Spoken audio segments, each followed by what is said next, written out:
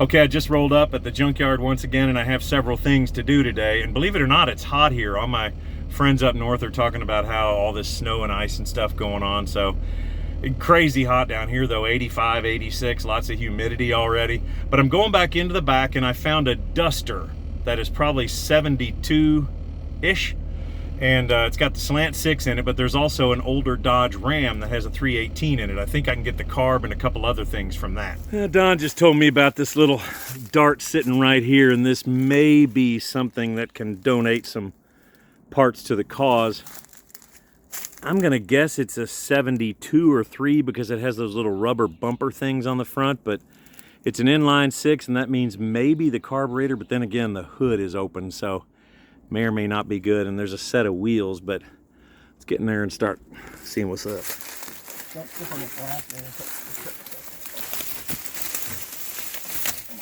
All right.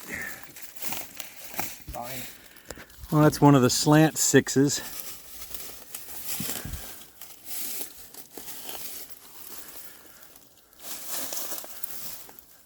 Is that a duster? Yeah, it's a duster. Yeah, okay. Got a wheel back there. You know what? It might be. Drag it. Cut that tree down in front of it and just drag the sucker out of here. What is this thing, man? Looks like a mail truck.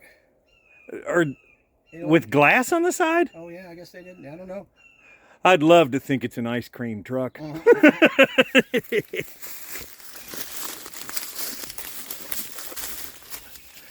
Well. Man, them vines just grab onto you everywhere. Hell yeah. There's something on its side directly behind it too. No idea what the heck that thing is, but let's see what we can do. A piece of equipment running, they could cut that tree and just drag that thing right out of there. What? And you said the van is different too? We can go look. All right, we came over to this Ram van here. The Ram is that's a V8. Almost certainly a 318, you think? 318. Pull a couple plugs out of this thing too. Oh, I already bought new plugs. See, that's how I roll. Yellow pages. Somewhere there's some young kid going, "A what?" I gotta admit, this is pretty traumatic for a GM guy. All these bolts are 3/8, and on a Chevy, that would absolutely be 1/2 inch. Also, kind of with the clearance issues, we've had to kind of get down in there with different kind of sockets and stuff. So making progress though, it's almost out. I was just talking to Don, the owner of the junkyard here, and he says, man, it's a shame that this Falcon and the one that's sitting up there have not had anybody come get them yet.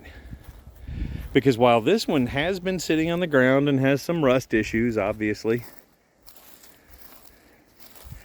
the other one up there is a factory Woody, and this one's a factory black car, which I think is just so cool. I don't know, would you want to redo one of these? As I said before, this is a car that, had it not existed, the Mustang would not exist. First generation Mustang had the same underpinnings as one of these.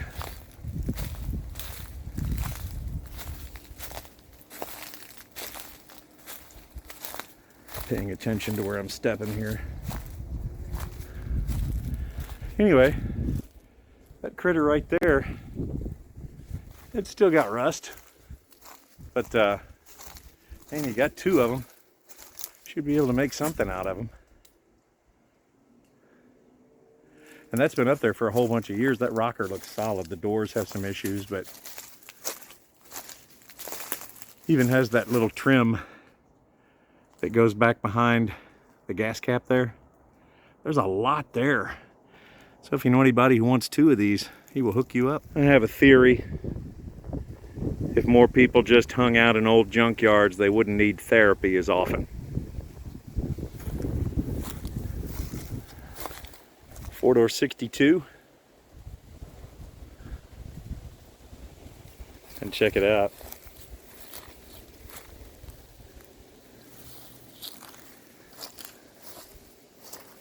Hank and McCoy. No, Hankins and McCoy. 1000.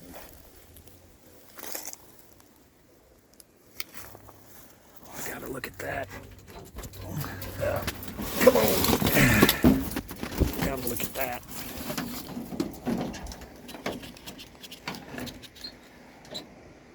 That's pretty cool, huh?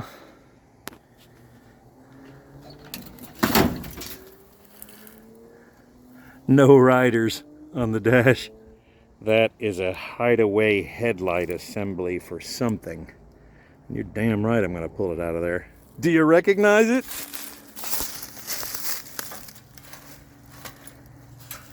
That's a big hint. Yeah. Show you exactly what that came out of.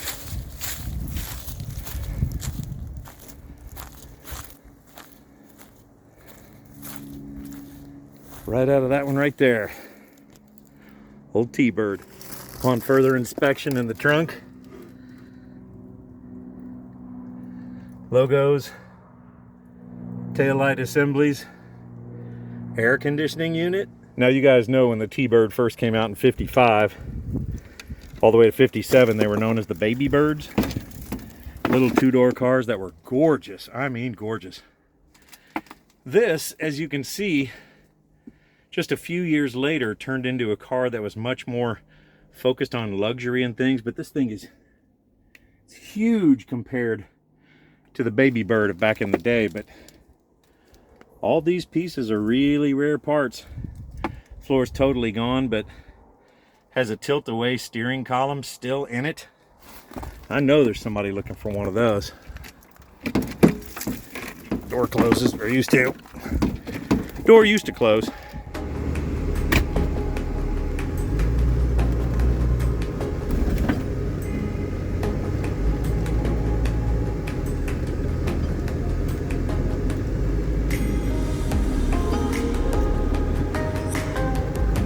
No, that's not a time machine. I already asked.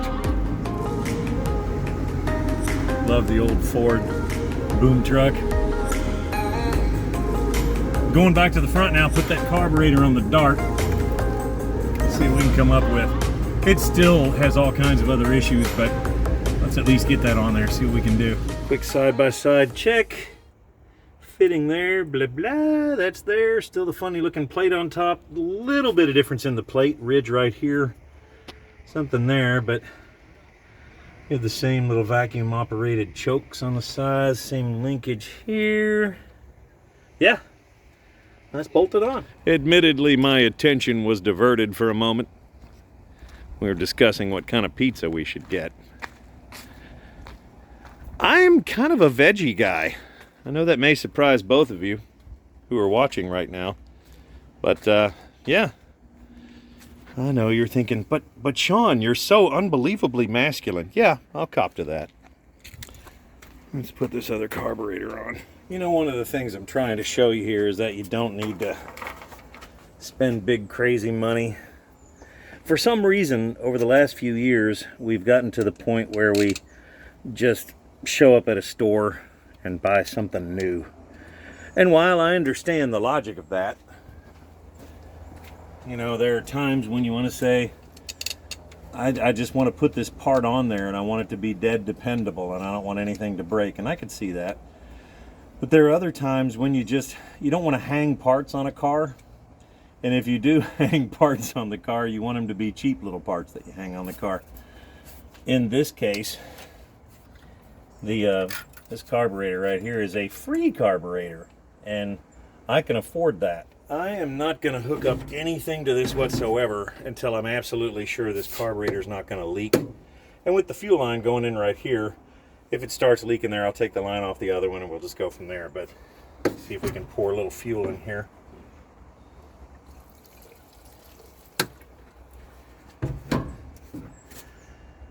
A little bit dripped out of the bottom, but it sure didn't do like that other carburetor, so I want to take that as a good sign and put the new plugs in it. At this point, since the car has done nothing to prove itself to me, every time I buy something, it's going to be the cheapest I could possibly find. They know me at the parts store, is when I go in, and I get one of these items, I say, give me the cheapest in the building. And if they try to set me up with one that's the next to the cheapest in the building, I'm like, I don't think you understand.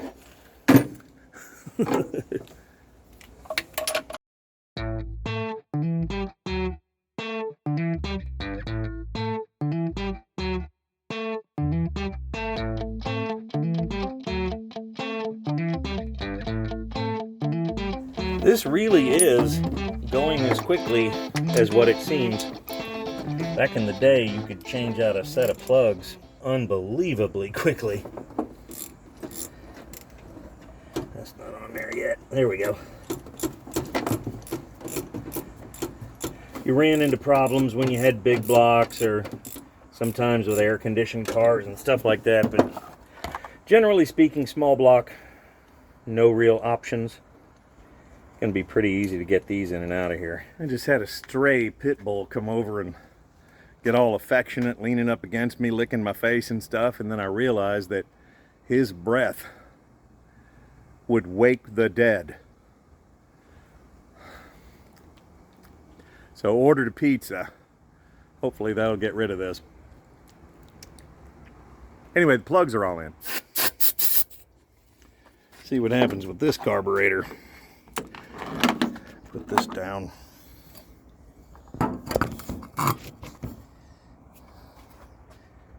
That'd be a good angle for the fire. Yeah.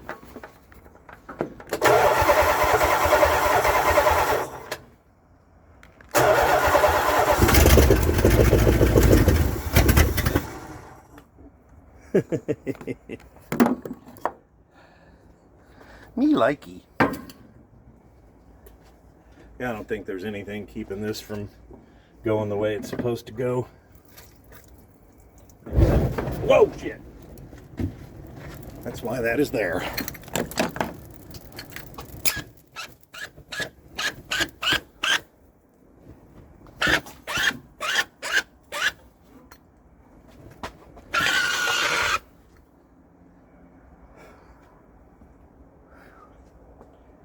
At least I got it on film. Just call me Scorsese. Never doubt if you need one of these on site. Something you guys may not know is that the powder that's in a fire extinguisher can be very corrosive. So, do a quick little bit of this.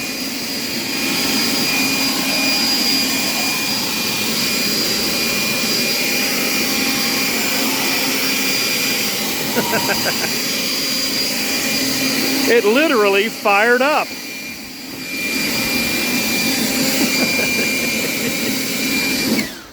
Ooh, was that some good pizza. Veggie with like, I mean, who puts basil leaves on there? Good though. Well, like I said, the good news about the Dart is that it will fire up. That was awesome. Never ever do a single thing without having a fire extinguisher on hand, man. I have like 4 just in the garage.